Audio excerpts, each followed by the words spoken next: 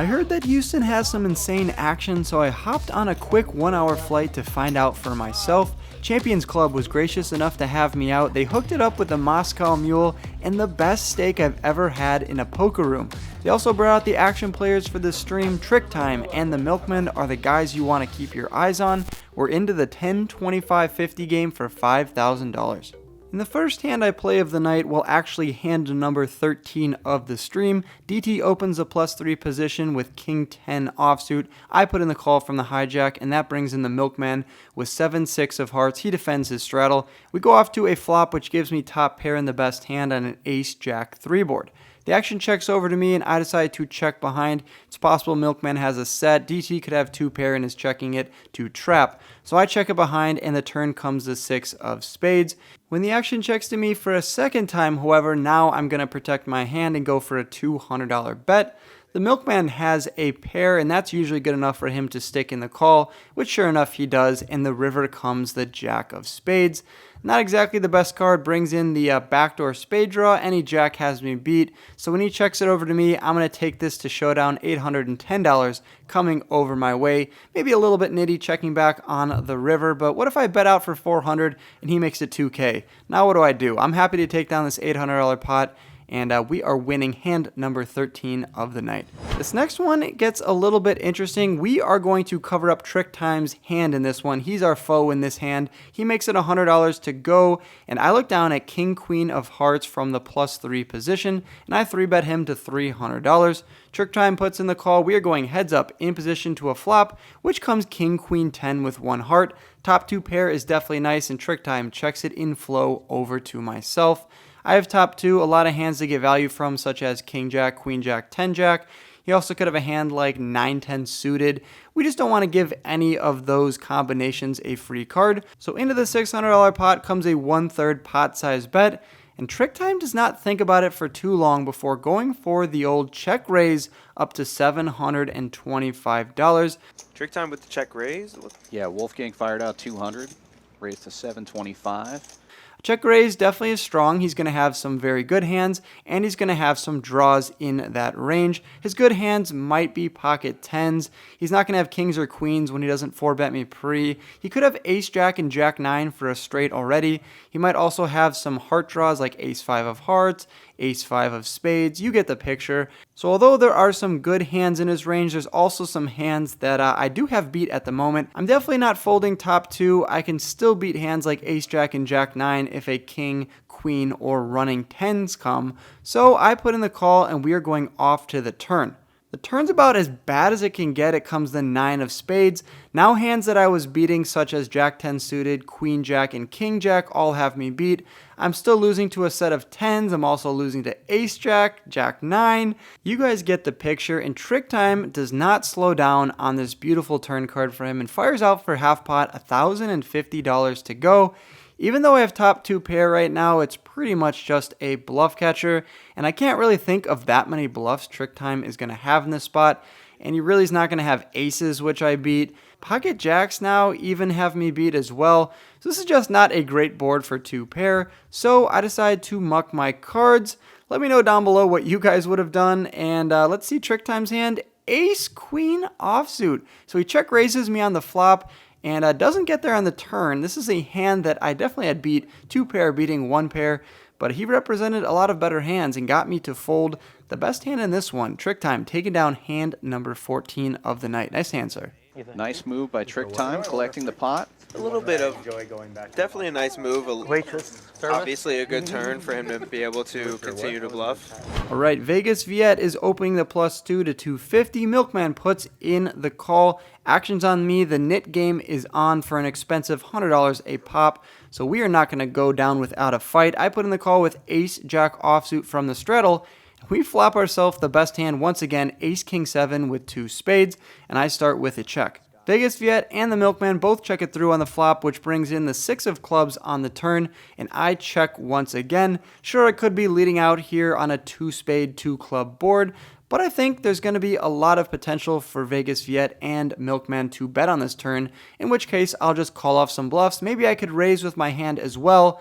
Viet checks it over to Milkman, and now he decides to bet out for $600, valuing his pair. He has 6 deuce of hearts, and he made a pair. I don't blame the guy for putting money in the middle. The action's on me, and I'm going absolutely nowhere. I have the ace of clubs blocker in my hand as well. Put in the call, and we see a 2K river card, which comes the jack of spades, giving me 2 pair. Can I ever be leading out on this river? I think that's a little ambitious. The front door spades get there, so if I get raised after leading the river, just not loving the spot, I would much prefer checking. He bets, I call, and hopefully we win. So when I check it over to Milkman, he does not oblige. He checks behind, and we turn over to our 2 pair, which at this point I know is definitely good. We are getting rid of the nip button, rid of our cards, but we are taking home in exchange that $2,000 pot. I forgot to mention before that last hand, we had topped up an additional $5,000. It's matched the stack at this point. So that's why in this hand, I look down with $8,600 in my stack. I also need to tell you guys that the straddles have been going crazy in this game. At this point, the $400 straddle is on. Oh, get that. Now the $800 got put on. And who else but Trick Time puts in the $1,600 straddle, and I'm effectively under the gun from the small blind, and I look down with around 5 big blinds. $8,600 is 5 big blinds at Queen Jack of Spades. What do you guys do in this spot with 5 big blinds? If you're a tournament poker player, you know 5 big blinds, definitely a shove with Queen Jack suited. However, I have to get through the entire table, and Trick Time would only have to call around $7K more because he's not going to let his $1,600 straddle go down in flames. So I'm basically going to be going up against a blind hand with Trick Time. Maybe Milkman is also going to come in blind as well. And then any of the other players at the table could easily pick up like 10s or 9s or Ace-Jack suited and have me in tough shape. Still, I didn't come all the way down to Houston to fold 5 big blinds, so I ripped my entire stack in for $8,600. We are going to want everyone to fold, and I'll just take down 3K uncontested. Oh!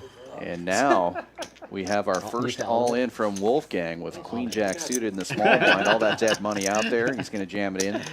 The action folds around to Forrest, and he looks down at my favorite hand, pocket 7s. In a conundrum here for Forrest. What does he do with 7s when I rip it from under the gun? I probably should have a few stronger hands than Queen Jack suited, so I don't blame him for folding here. Although if I was in his spot, I probably have to go with pocket 7s, given the fact that they never let me down. The action folds around to Milkman, who is a legend here in Houston. Milkman claims he's in the dark, and after seeing his hand, I believe him. And sure, he was one of the straddles, but $8,600 is a lot of money to go in blind. And just like I thought, Trick Time is also going to go in. He did look at his cards, but it's not much better than the Milkman. 6-7 offsuit for Trick Time, and Milkman has 4-3 offsuit. We have a commanding 55% chance to win this pot. And I just want to say the graphics are wrong. Trick Time also had at least $8,600 in his stack. So yeah, this is a 3-way all-in in a nearly $25,000 pot, and we have a 55% chance to win it. Regardless of what happens in this hand, 55% chance to win a 25K pot. That's a little bit over $13,000 in equity. I only put in $8,600 to have that much equity. So no matter what happens in this hand, it's basically like in the long run, I'm taking down $5,000. Now that being said, in the short term, I definitely want to win this. A 25K pot would sting if I lost. So let's go off to a run out. We should win this 50 out of every 100 times. I'm just hoping that luck is on my side tonight. The flop is not great for us. We shoot all the way down to only winning it 1 out of every 4 times. We could hit running jacks or running queens, maybe a running straight or backdoor spades. Let's see what happens here. Trick Time has a pair, and the turn comes the 7 of spades, giving me a backdoor draw, but giving Trick Time 2 pair. 1 out of every 5 times we're going to hit a spade, but that is not tonight. The 6 of hearts seals our fate. Full hose for the Trick Time. How does Trick Time know with 2 7s going? He haven't looked. One time? Oh, he didn't look. Then look. 4. I can't win. Yeah. Trick Time scooping in a huge pot, tripling up, and the Milkman hadn't looked at his cards just yet, but he's going to turn over 4-3 offsuit and be thoroughly disappointed.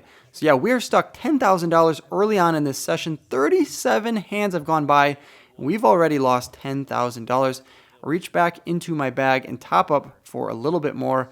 we have to get to work. If you guys are in the Phoenix area, you're going to want to hear this. We have a meetup game coming up on Sunday, November 12th. 4 p.m. is the start time at Gila Lone Butte, just outside of Phoenix. I did a meetup game here around a year ago, and it was an absolute blast. So many degenerates came out.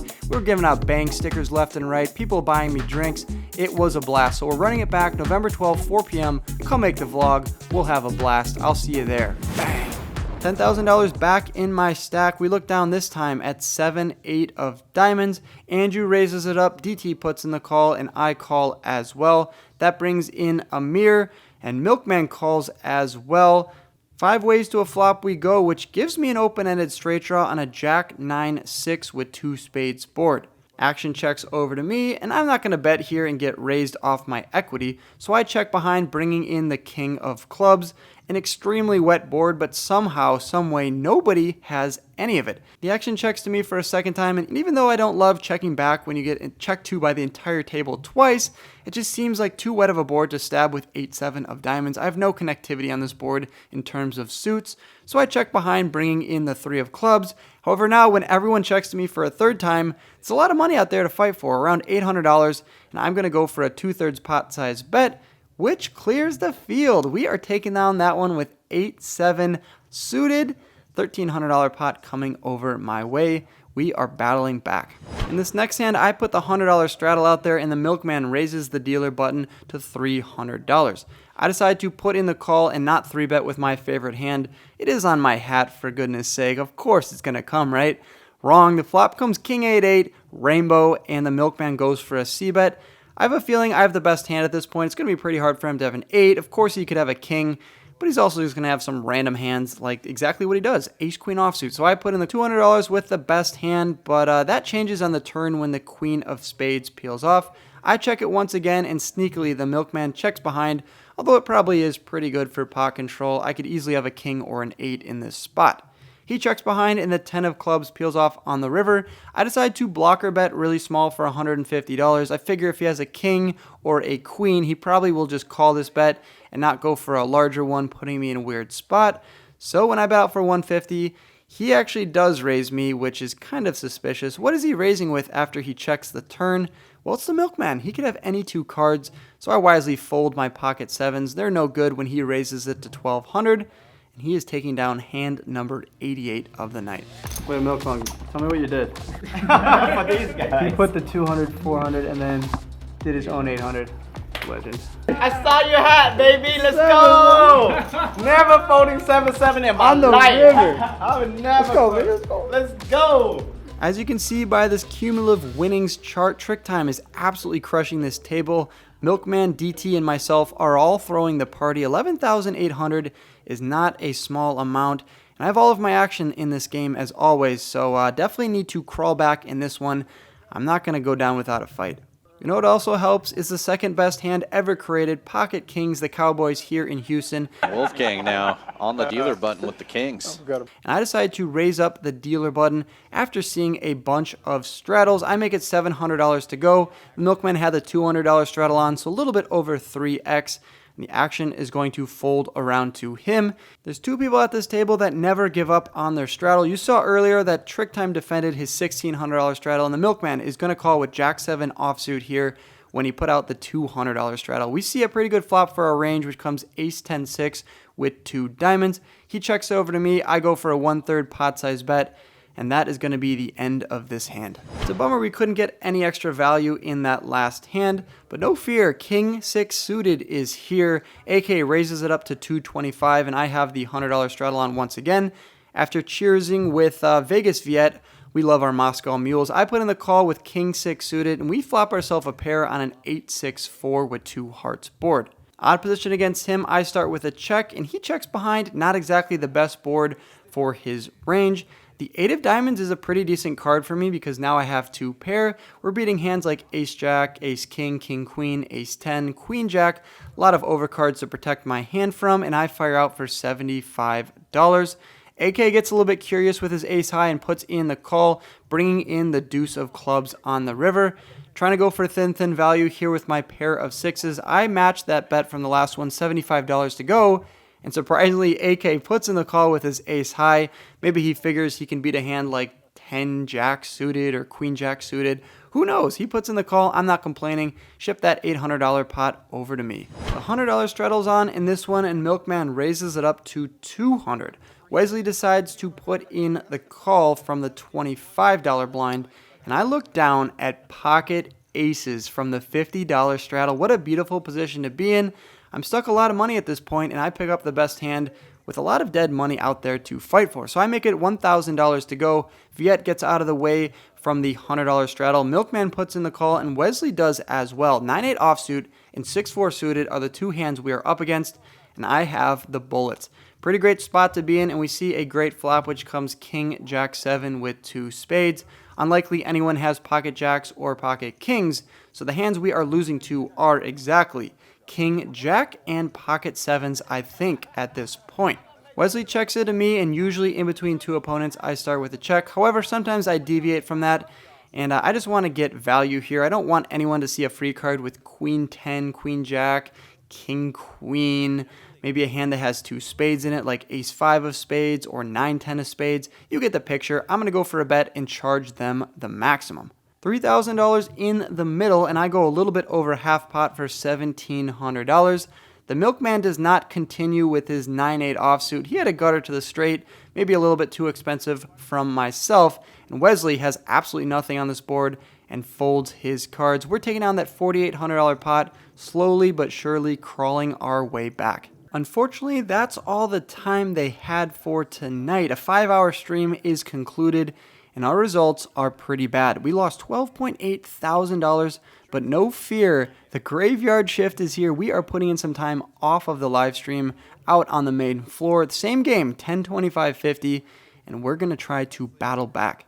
All right, you guys, that wraps up an absolutely insane 8 hours of play here in Houston. So, how did I do? That's what you're wondering. I ended up losing a staggering $13,000 on the stream. I got in for $25,000 and then ended up like with 12K or 12.5K in my stack, but they wanted to play off stream. So I was gonna oblige. If I'm stuck in the game, gonna get into some flips and do some crazy things until like 3 or 4 in the morning, which is exactly what happened.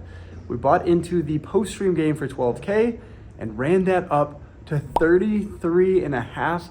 So we ended up making back all of our losses, and yeah, I think it was a 22K win post stream, and ended up booking an $8,600 win in the total session of 8 hours. So absolutely insane, crazy action here at Champions. If you guys are in the area, definitely come check them out. They also have low stake games like 1-2, 1-3, all that good stuff.